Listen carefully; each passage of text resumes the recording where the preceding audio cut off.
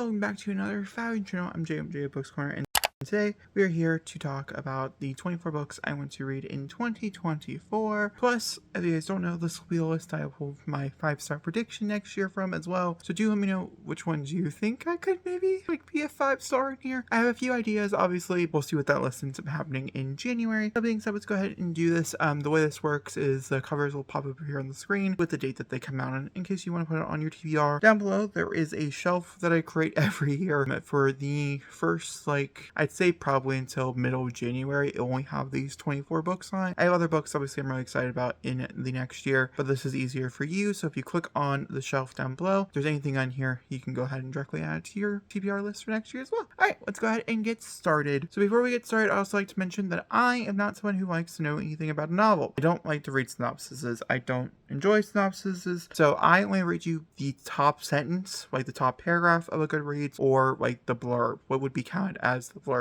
If I find it to be like a little too not enough for you, I'll read a little bit more. But yeah, so that being said, I'm also going to mention if it's part of any series or anything like that. You guys will know that as well. Alright, let's go ahead and get started. On January 9th, we have Mislaid in Parts of Half Known by Shannon McGuire. I think it's Sean McGuire. This is Wayward Children number 9, and it just states, dinosaurs and portals and a girl who can find both in the latest book in the Hugo Award-winning series. And to be fair, this book is going to take place at Eleanor's West School for Wayward Children, and so I'm really curious to see kind of what that means. I do have to say the ones that normally have like a gimmick, like a dinosaur, a unicorn, mermaids, that type of thing, for me personally, even though the books are really short, this is one of the shorter ones. They do get very repetitive really quickly, and like the object of like a dinosaur doesn't like last as long if it's used a lot. So I'm curious to see what the ebb and flow of this one is. But I really like the last one enough to continue on with this series, even 9 books in. It made my list. The next book we have is The Fury by Alex Michelads. This is obviously by the author who wrote The Silent Patient and then also The Maidens. So let's go ahead and read kind of what they tell you. So this is about an exclusive ex-movie star and her famous friends whose spontaneous trip to a private Greek island is upended by a murder. I don't know if I'll like this. I don't think it will be a 5-star. I don't really have like a lot of faith in Alex Michelads just because I really didn't like The Maidens and I didn't really care for The Silent Patient, especially on reflect. It looks like I enjoyed it maybe on initial read, but I have a lot of people telling me that I enjoyed it more than I did when I read it, to be fair. I just don't know, but I know a lot of people have been talking about this because of those 2 books. I want to be a part of the conversation too, is essentially what it is. The next one is With a Little Luck by Marissa Meyer. It comes out February 13th. This is a part of her like young adult like romancy stuff. I've never read Marissa Meyer where it's like a young adult romancy thing, but this is going to pop in a video talking all about Marissa Meyer, so let's go ahead and see what it's about. After being magically gifted with an incredible luck, a boy discovers the gift just may be a curse when it comes to love. I wonder what that means, and I wonder how the characters are, but I'll be talking about a lot of Marissa Meyer's work next year, so do get prepared for that. Adding Jay to come in here and say that we have another one called The Boyfriend Subscription by Stephen Salvatore. This one comes out March 14th. It is about, its little blurb is what happens when a simple deal gets complicated. I know that I think it was pitched for me like Pretty Women, maybe. Not really sure. I know it's gay, obviously, and I'm pretty sure it is a debut, so I'm excited. Next one. The next one is from an author I have no idea. It comes out in March, on March 19th. That is called The Mystery Writer, and this is by Salori Gentile. I think there's nothing easier to dismiss than a conspiracy theory until it turns out to be true. That's all I'm going to tell you. You can click on the book and learn more about it. I do know a little bit more information about this from how I learned because I needed more than just the cover. But honestly, anything for the writer, I'm pretty hooked. This is a very convoluted plot, it seems like, but I'm excited. This next one is also by an author I'm not very familiar with either. It looks like maybe it is a debut. It comes out March 19th and it's called I can't say this word to save my life. A Bonitical Daughter. Judge me for how I said that. I'm actually got that means The Lie Tree by the way of Oscar Wilde and Mary Shelley. In this lively, witty horror debut, a captivating tale of 2 Victorian gentlemen hiding their relationship away in a botanical garden who embarks on a Frankenstein-style experiment with unexpected consequences. I've learned over the years I really enjoy in a Frankenstein-style story, and then of course obviously it being gay. I've never read The Lie Tree. Should I? Let me know. The next one is called Icarus. This is by Kay Akram. It comes out March 26th. Obviously this story's that follows the stories of Icarus, except the difference one is this is set in a contemporary world instead of like a like a god world. So it's perfect for the fans of Adam Severa and Aristotle and Dante discover the secrets of the universe. This suspenseful queer YA romance from quickly acclaimed author Kay Ingram reimagines the tale of Icarus as a star-crossed love story between a young artist, Art Thief, and the son of the man he's been stealing from. The next one being The Angel of Indian Lake, or the third book and the final book in the Indian Lake trilogy by Stephen Grant Jones. By far my most anticipated book of next year. I think it tops it. There's no way I'm not going to give this a 5-star, right? I've given all the other ones a 5-star. I have a strong feeling that when I reread My Heart is Chainsaw for next year for this final book, I will probably get it a 5-star. Like, just Don't Fear the Reaper got this year. But that says the final installment in the most lauded trilogy in the history of horror novels picks up 4 years after the events of Don't Fear the Reaper, and that's all you really can know because that is a spoiler and I don't want to give it away. Just know this is answering a plot thread that a lot of us were curious about kind of the ending of My Heart is Chainsaw that was not addressed in Don't Fear the Reaper, or alluded to, I guess, not like fully not addressed, but you understand what I mean. Then we have a Karen Slaughter on here. I decided I'll put a Karen Slaughter on the list just because why not? Let's give her standalone another try. And this way I have to talk about it, so I will have to read it. That is called The Night Before She Died. It comes out March 31st. The cover is atrocious, but I'm hoping it's like a placement cover. And it says the headline in the tabloid that Thursday morning read, Sarah Crutcher is dead and Rose is the murderer. But the story didn't die with Sarah Crutcher. There is another story that needs to be told. Sometimes the lies we're told are nowhere near as toxic as the lies we tell ourselves. It doesn't sound super duper intriguing to me. I'm really hoping, as long as it doesn't get pushed, that I enjoy it nonetheless. The next one is a book that I'm really excited about that I found because of making this video, and that is a reappearance of Rachel Price by Holly Jackson. It comes out on April 2nd, and this one, the cover is so good.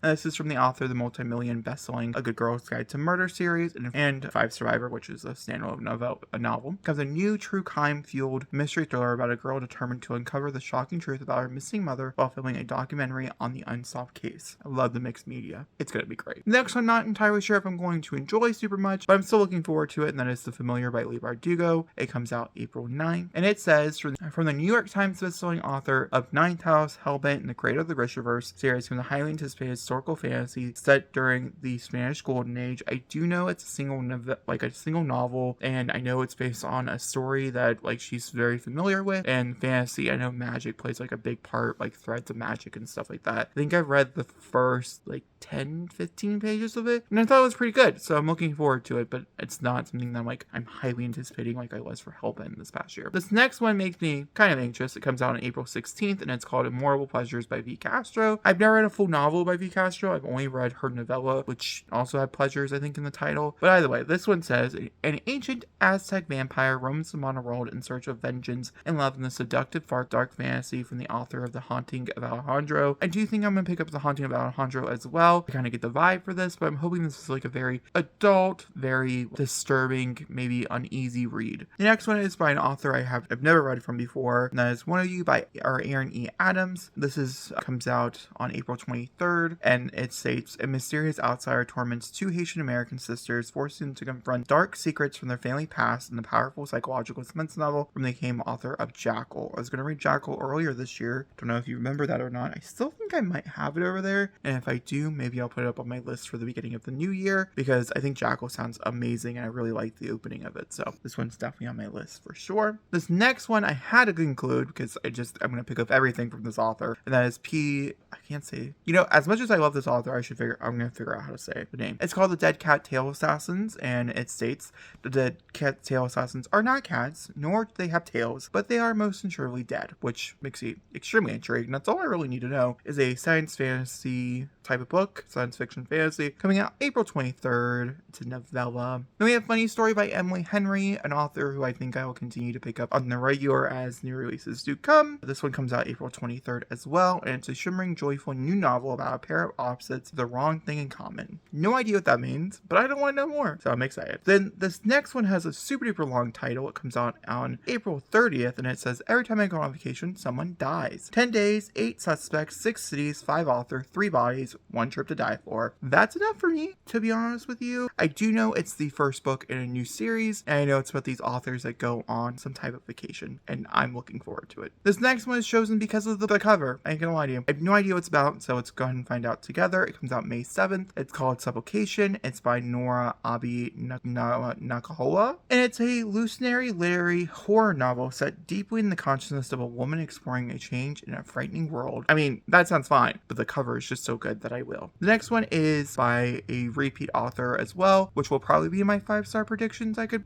probably see it being in there. That is Attached to the Hip by Christina Rico. This comes out May 22nd, if I'm not mistaken, and this is Survivor Meets the Bachelor, an Attached to the Hip and irresistible romance adventure by New York Times bestselling author Christina Rico. I did not love her second novel, but I absolutely loved her debut, so I will continue picking it up. Also, I watch her write these on the internet, so I'm going to continue to read them. I'm super looking forward to this. I'm really curious what the fire scene really is, if you're familiar with that series that she does. The next one is of a novel of an author that I wasn't sure if I was going to go back to or not, but we are, and that is Riley Sagar. It comes out on June 18th. His new one's called Middle of the Night. A lot of people really liked this previous one, so I have a feeling I'll probably read both. And that is in the latest jaw-dropping thriller from New York Times bestselling author Riley Sagar, a man must contend with the long ago disappearance of his childhood best friend and the dark secrets lurking just beyond the safe confines of his picture-perfect neighborhood. My big thing here, like a lot of big people think here, is that it is his first ever male protagonist. That intrigues me just as much as it intrigues you. I have a feeling I'll probably do a video similar that I did to Taylor Jean's read for Riley Sagar. This next one sounds super duper delicious. It comes out June 18th as well.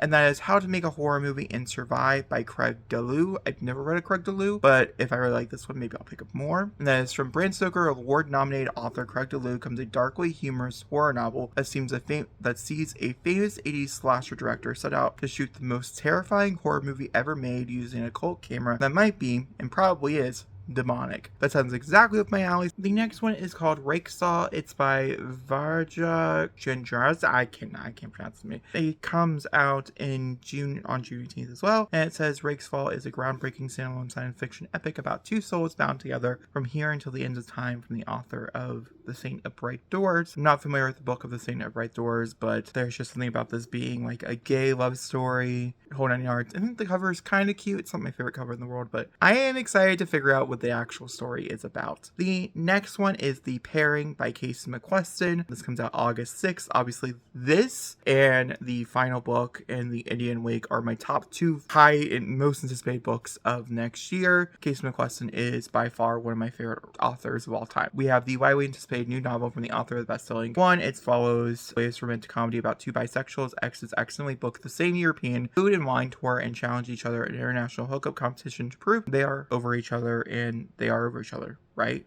It sounds amazing. It sounds beautiful. I'm really excited to, one, this is their first ever, like, bisexual book that they've done. Actually, I take that back, because isn't Shara Wheeler, isn't she, like, her as a character was bisexual? Even though, like, maybe the people that she was with weren't bisexual, so I do take that back. But I'm excited to see what it looks like in adult form, because we're back into adult form. The next one, I take it back. I have 3 books. 4 books? I guess I might actually have 5 books that I'm, like, truly thinking are going to be 5 stars next year. This is another one that I do believe will be a 5-star as well, and that is Clowns in the Cornfield 3, The Church of Friendo by Adam Seres, a book that I had no idea was going to be coming out. But of course, I will need to be reading, like, immediately. Totally when it comes out. I actually probably will wait and read it in October, and I'll read all 3 back to back.